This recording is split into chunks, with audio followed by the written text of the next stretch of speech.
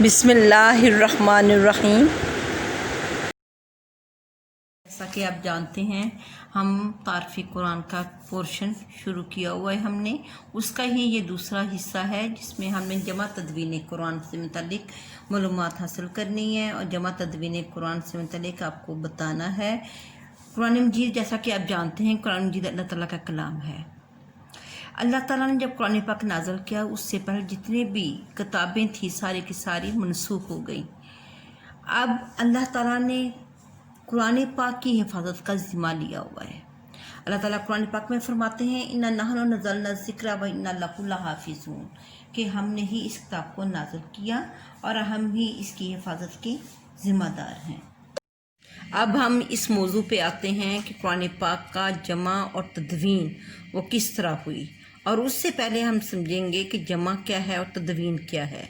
ویسے تو جب قرآن پاک نازل ہوا اس وقت نبی کریم صلی اللہ علیہ وآلہ وسلم کے اوپر یہ قرآن پاک نازل ہوا۔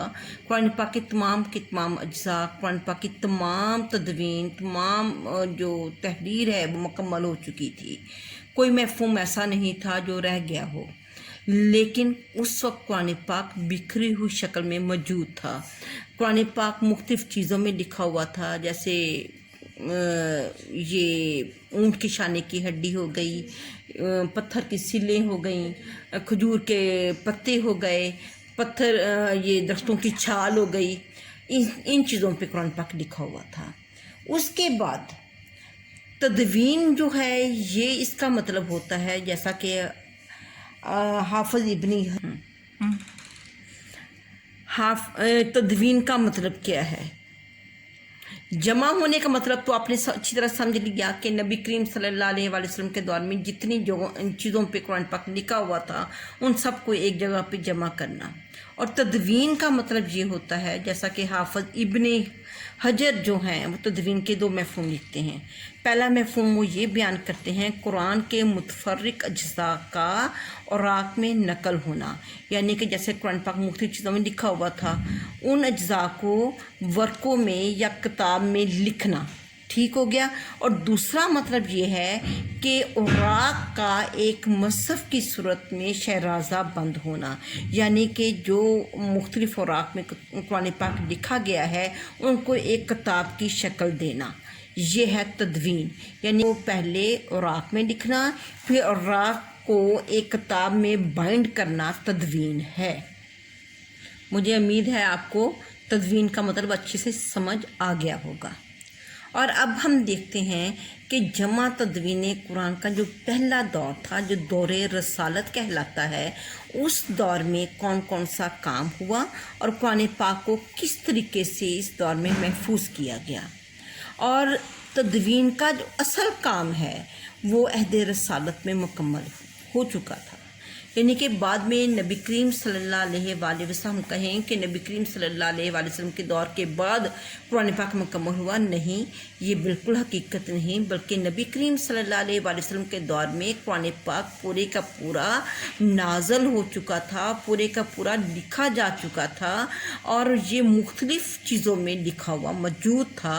اور اس اعتبار سے قرآن پاک جس طرح نازل ہوا اس اعتبار سے بھی، اور جس طرح قرآن پاک ہمارے پاس اب موجود ہے اس اعتبار سے بھی اس کی دو ترتیبیں بنتی ہیں، ترتیب نزولی اور ترتیب توقیفی۔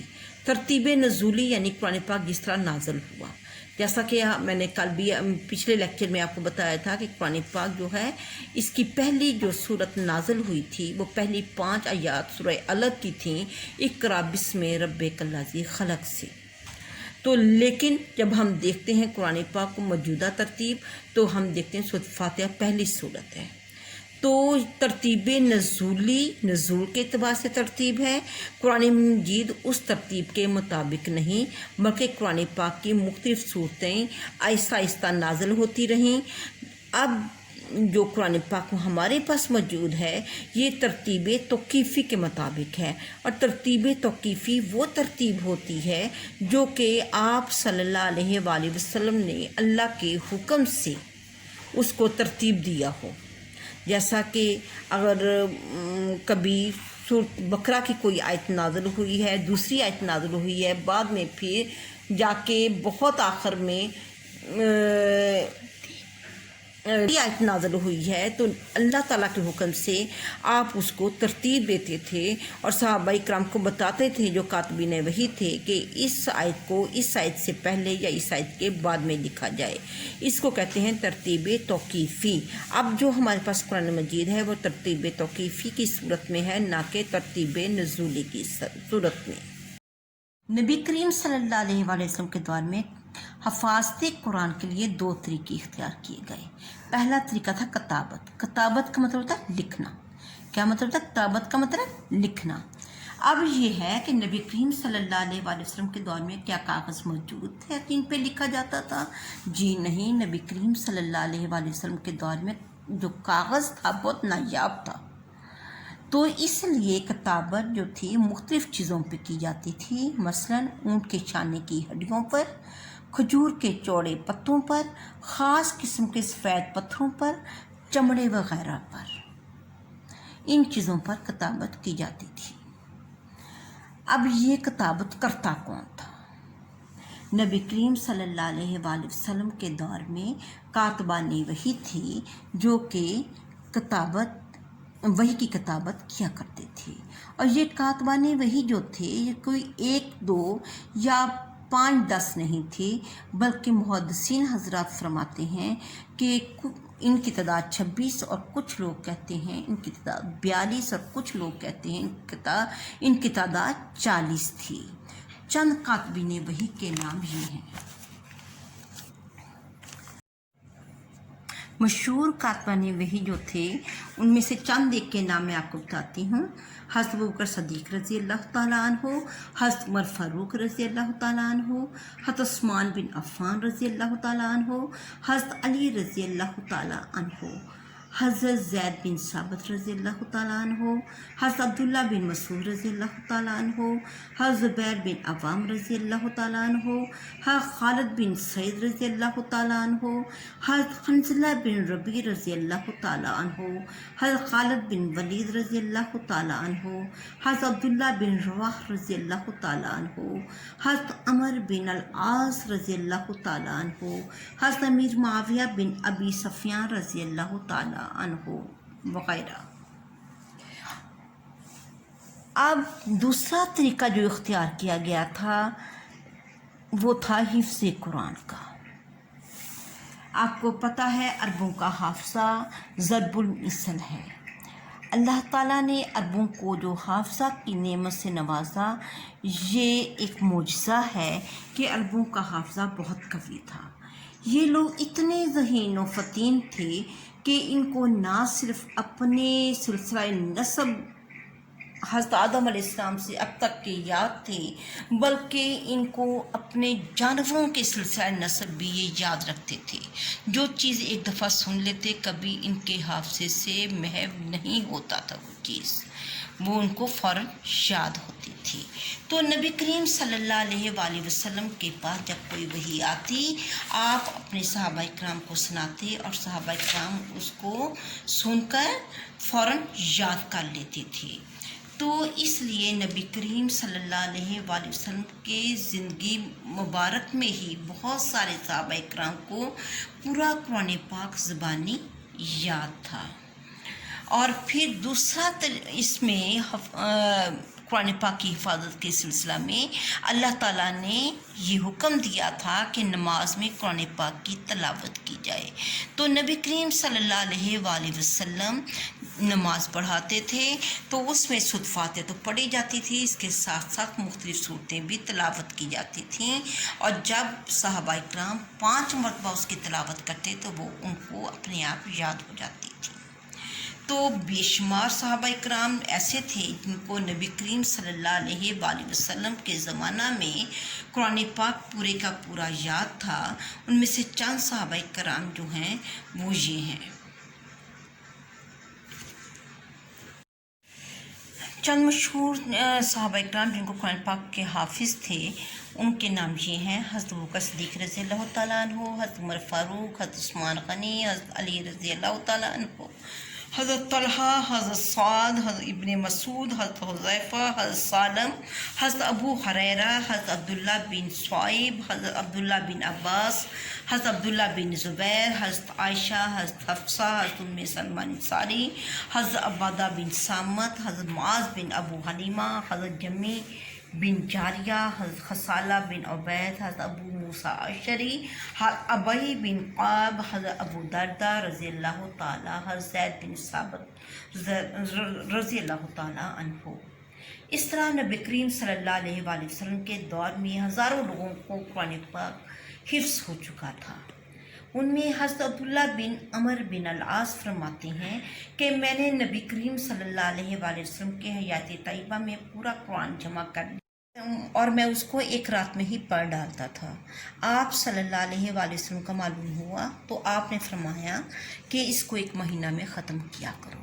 اس کے علاوہ نبی کریم صلی اللہ علیہ وآلہ وسلم کے اصحاب صفہ تھے جو مسجد نبوی میں دن رات آپ صلی اللہ علیہ وآلہ وسلم کی صحبت میں رہتے اور آپ سے سیکھتے، اور ان میں سے بہت سارے جو صحاب تھے وہ قرآن پاک کی تلاوت بھی کرتے تھے جو نازل ہو چکا تھا قرآن پاک اس کی، اور قرآن پاک کے حافظ بھی تھے۔ اب دوسرا دور، تو اس سے ہمیں پتہ چلتا ہے پہلے دور میں کہ نبی کریم صلی اللہ علیہ وآلہ وسلم کے دور میں نہ صرف یہ کہ قرآن پاک پورے کا پورا صحابہ کرام نے لکھ رکھا تھا اور یہ مختلف اجزاء میں موجود تھا، اور دوسرا یہ کہ قرآن پاک پورے کا پورا بے شمار صحابہ کرام نے حفظ بھی کیا ہوا تھا۔ اب دوسرا دور آ جاتا ہے، دوسرا دور ہے عہد صدیقی۔ عہد صدیقی، صدیق جو ہے حضرت ابوبکر صدیق رضی اللہ تعالیٰ عنہ کا لقب ہے۔ حضرت ابوبکر صدیق آپ کو پتہ ہے جب نبی کریم صلی اللہ علیہ وآلہ وسلم کی وفات ہوتی ہے اس کے بعد حضرت ابوبکر صدیق کا دور شروع ہو جاتا ہے۔ حضرت ابوبکر صدیق جو تھے ان کے دور میں ان کو بہت ساری مشکلات کا سامنا کرنا پڑا، اور ان میں سے ایک بڑی مشکل جو تھی وہ یہ تھا کہ بے شمار قبائل اسلام سے منحرف ہو گئے، فتنہ ارتداد اس کو کہتے ہیں، اور کچھ لوگوں نے جھوٹی نبوت کا دعویٰ کر دیا۔ حضرت ابوبکر صدیق نے ان جھوٹے مدعیان نبوت سے جنگ کی، اور ان میں سے ایک ایسا نام مسلمہ کذاب کا ہے جس کے ساتھ جنگ جو ہوئی اس کو جنگ یمامہ کہتے ہیں۔ کیا کہتے ہیں؟ جنگ یمامہ۔ اور یہ جنگ بہت خون ریزی والی جنگ تھی جس میں بے شمار صحابہ کرام شہید ہوئے، اور مفسرین حضرات کہتے ہیں تقریباً 700 اس میں قاری تھے، 70 حافظ قرآن تھے۔ حضرت عمر فاروق نے جب صحابہ کرام کی اتنی بڑی تعداد میں شہادت کو دیکھا تو ان کے ذہن میں جو پہلی چیز آئی وہ یہ تھی کہ اگر یہ سلسلہ اسی طرح جاری رہا تو یہ خدشہ لاحق ہو سکتا ہے کہ کہیں قرآن پاک جو ہے لوگوں کے دلوں میں جو محفوظ ہے اسی طرح اس کی حفاظت مشکل نہ ہو جائے۔ تو حضرت عمر فاروق رضی اللہ تعالیٰ نے حضرت ابوبکر صدیق رضی اللہ تعالیٰ عنہ کو مشورہ دیا کہ ہمیں قرآن پاک کو کتابی شکل میں مدون کر لینا چاہیے۔ حضرت ابوبکر صدیق نے جب پہلے یہ مشورہ سنا تو انہوں نے کہا کہ جو کام نبی کریم صلی اللہ علیہ وآلہ وسلم نے اپنی زندگی میں نہیں کیا وہ اس کام کو کیوں کر سکتے ہیں۔ لیکن حضرت عمر فاروق اس چیز کو بار بار کہتے رہے۔ حضرت ابوبکر صدیق کے دل میں پھر اس چیز کے لیے اللہ تعالیٰ نے گنجائش پیدا کر دی۔ انہوں نے استخارہ بھی کیا جس میں ان کو اشارہ دے دیا گیا تھا کہ قرآن پاک کو محفوظ کر لیا جائے۔ تو حضرت ابوبکر صدیق نے حضرت عمر فاروق کے مشورہ سے ایک کمیٹی تشکیل دی، اور اس کمیٹی کا سربراہ آپ نے حضرت زید بن ثابت رضی اللہ تعالیٰ عنہ کو فرمایا۔ یہ حضرت زید بن ثابت حافظ قرآن بھی تھے اور کاتبین وحی میں بھی ان کا شمار ہوتا تھا، اور ان کے ساتھ ساتھ حضرت عمر فاروق بھی حضرت زید بن ثابت کے ساتھ رہے، اور اس کمیٹی کی تشکیل میں انہوں نے یہ کہا کہ حضرت زید بن ثابت کا یہ قول ہے کہ اگر آپ ایک پہاڑ کے پتھر دوسرے پہاڑ پر ڈھونے کا حکم دے دیتے تو میں یہ کر سکتا تھا، مگر وہ کام نہیں کر سکتا جو نبی کریم صلی اللہ علیہ وآلہ وسلم کے عہد میں نہ کیا ہو۔ حضرت زید فرماتے ہیں یہ دونوں حضرات یعنی کہ حضرت ابوبکر صدیق اور حضرت عمر فاروق رضی اللہ تعالیٰ عنہ مجھے مسلسل سمجھاتے رہے، یہاں تک کہ اللہ تعالیٰ نے اس کام کے لیے میرے سینے کو کھول دیا اور میں آمادہ ہو گیا۔ اس اہم کام میں حضرت عمر نے حضرت زید بن ثابت کا پورا ساتھ دیا، اور ایک روایت میں ہے کہ حضرت ابوبکر صدیق نے حضرت عمر اور حضرت زید بن ثابت کو حکم دیا کہ وہ مسجد نبوی کے دروازے میں بیٹھ جائیں اور اس وقت تک کوئی آیت تحریر میں نہ لائیں جب تک کوئی ایک شخص قرآن میں کسی ایک آیت پر مزید 2 گواہ نہ پیش کر دے۔ اس کا مطلب یہ ہے جو کمیٹی تشکیل پائی تھی اور لوگوں کو اعلان کر دیا گیا تھا کہ جس کسی کے پاس قرآن پاک لکھی ہوئی شکل میں موجود ہے، مختلف چیزوں میں قرآن پاک آپ کو پتہ ہے لکھا جاتا تھا، جیسے اونٹ کے شانے کی چوڑی ہڈی اور سلوں پر، تو ان سب کو یہ اعلان کیا گیا کہ وہ لوگ اپنے جو چیزیں جن پہ قرآن پاک لکھا ہوا ہے وہ اس کمیٹی کے پاس لے آئیں۔ تو جب کوئی شخص اپنی لکھی ہوئی چیز لاتا تھا اس کے ساتھ اس کو 2 گواہ بھی پیش کرنے پڑتے تھے، اور حضرت عمر فاروق خود بھی حافظ قرآن تھے، حضرت زید بن ثابت بھی حافظ قرآن تھے، اور وہ اس چیز کی تسلی کرتے تھے یہ واقعی وہی ہے، اس میں کسی قسم کا کوئی خود سے لکھی ہوئی چیز کی آمیزش نہیں، اور اس بڑی تسلی کے ساتھ اس کو قبول کیا جاتا تھا، اور پھر ان تمام اجزاء کو اکٹھا کر کے ایک مصحف کی شکل میں قرآن پاک کو لکھا گیا، اور اس کمیٹی کی تشکیل دینے سے قرآن پاک کو لکھنے میں کتنا 1 سال کا عرصہ لگ گیا، 1 سال کا عرصہ لگا۔ اور تدوین کا یہ سلوک تھا کہ باقاعدہ مطلب گواہیوں کے ساتھ اور صحابہ کرام کے جو حافظ قرآن تھے ان کے پورے مشورے کے ساتھ یہ چیزیں قبول کی جاتی تھیں، اور یہ جو چیزیں تھیں، یہ جو مصحف تھا جو لکھا گیا، یہ پہلے حضرت ابوبکر صدیق کے پاس رہا، اور حضرت ابوبکر صدیق کی وفات کے بعد حضرت عمر فاروق کے پاس رضی اللہ تعالیٰ عنہ کے پاس رہا۔ حضرت عمر فاروق رضی اللہ تعالیٰ عنہ کی جب رحلت فرما ہو گئی تو حضرت حفصہ رضی اللہ تعالیٰ عنہ کے پاس یہ چلا گیا۔ یہ تھا دوسرا دور۔ دوسرے دور میں ہم نے کیا دیکھا؟ ہم نے دیکھا جنگ یمامہ ہوئی جس میں حافظ قرآن شہید ہوئے بہت سارے، پھر حضرت عمر فاروق کے مشورہ سے قرآن پاک کو اکٹھا کرنے کا بیڑا اٹھایا گیا، اور حضرت ابوبکر صدیق نے صحابہ کرام سے مشورہ کیا، استخارہ کیا، ایک کمیٹی کی تشکیل دی گئی۔ کمیٹی کا سربراہ جو تھا حضرت زید بن ثابت تھے۔ اس کے بعد جو تھا 2 لوگوں کی گواہی کے ساتھ چیزیں قبول کی گئیں، اور پھر ایک مصحف تیار کیا گیا۔ یہ مصحف پہلے حضرت ابوبکر صدیق کے پاس، پھر عمر فاروق رضی اللہ تعالیٰ عنہ کے پاس، پھر حضرت حفصہ رضی اللہ تعالیٰ عنہ کے پاس رہا۔ اب تیسرا دور شروع ہوتا ہے۔ کون سا دور شروع ہوتا ہے؟ تیسرا دور، حفاظت قرآن کا تیسرا دور۔ حضرت عمر اب جیسا کہ طالبات آپ کو پتہ ہے حضرت عمر فاروق کے دور میں بہت ساری فتوحات ہوئیں، اور فتوحات کے لحاظ سے حضرت عمر فاروق رضی اللہ تعالیٰ عنہ کا دور سنہرا دور کہلاتا ہے۔ آپ کے دور میں بہت زیادہ فتوحات کی وجہ سے اسلام دور دراز کے علاقوں میں پھیل گیا، عراق، مصر، شام، ایران فتح ہو گئے۔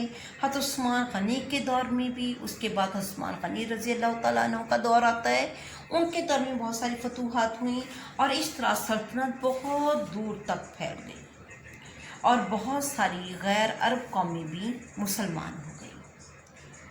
اب آپ کو پتہ ہے جس طرح ہماری پنجابی لب و لہجہ ہے، سرائکی لب و لہجہ ہے، ہمارا اردو لب و لہجہ ہے، ہمارا پشتو لب و لہجہ ہے، ہمارا بلوچی لب و لہجہ ہے، اس میں ایک ہی لفظ کو مختلف لہجوں سے ادا کیا جائے تو اس کو جب لکھا جائے گا لکھنے میں بہت فرق آ جاتا ہے۔ بالکل اسی طرح یہ ہوا کہ حضرت عثمان غنی کا ایک گورنر حضرت حذیفہ بن یمان عراق اور ایران کے شمالی سرحدوں پر جہاد کے لیے گئے۔ وہاں ان کے مشاہدہ میں یہ بات آئی کہ لوگ جو ہیں اپنے اپنے لہجے میں قرآن پاک کی تلاوت کر رہے ہیں، اور ہر جس لہجے میں جو شخص تلاوت کر رہا ہے وہ اپنے ہی لب و لہجہ کو صحیح کہہ رہا ہے اور دوسروں کو غلط کہہ رہا ہے۔ تو قریب تھا کہ اس اختلاف میں آپس میں وہ لڑائیاں شروع ہو جاتی ہیں۔ حضرت حذیفہ بن یمان نے جب یہ صورتحال دیکھی، وہ حضرت عثمان غنی کے پاس پہنچے۔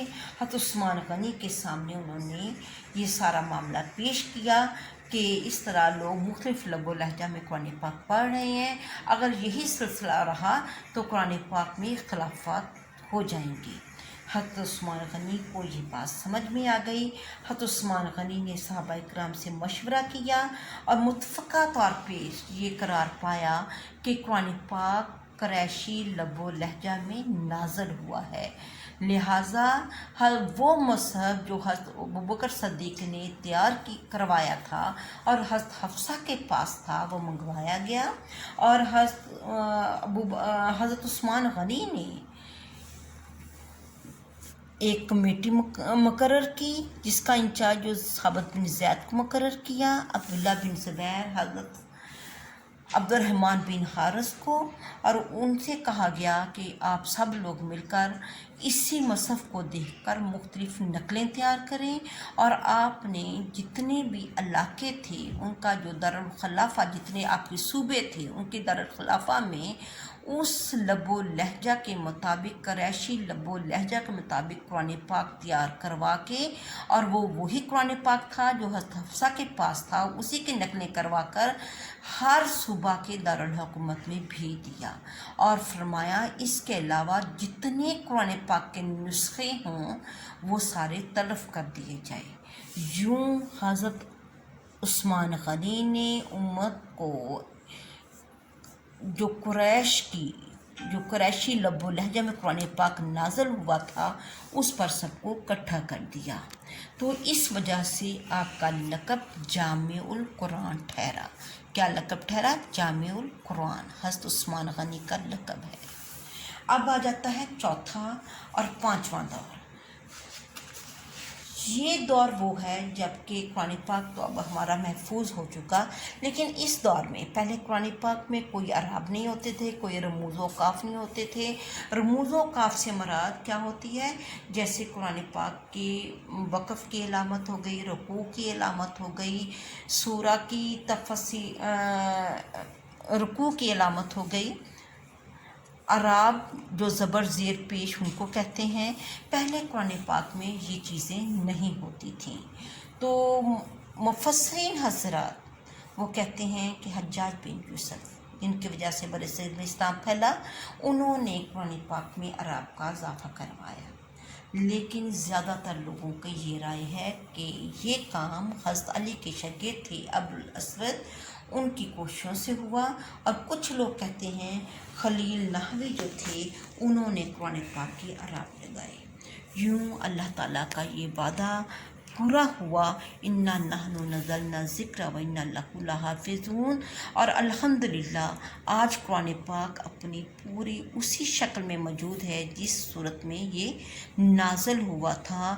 بڑے سے بڑا جو قرآن پاک کا اسلام کا جو انکار کرنے والا ہے یا دشمنان اسلام، وہ بھی یہ گواہی دیتے ہیں کہ قرآن پاک کے موجودہ نسخے اور جو قرآن پاک نازل ہوا تھا اس وقت سے اب تک اس کے زبر زیر پیش میں بھی کوئی بھی غلطی یا کوئی بھی غلطی نہیں پائی جاتی، اور اس بارے میں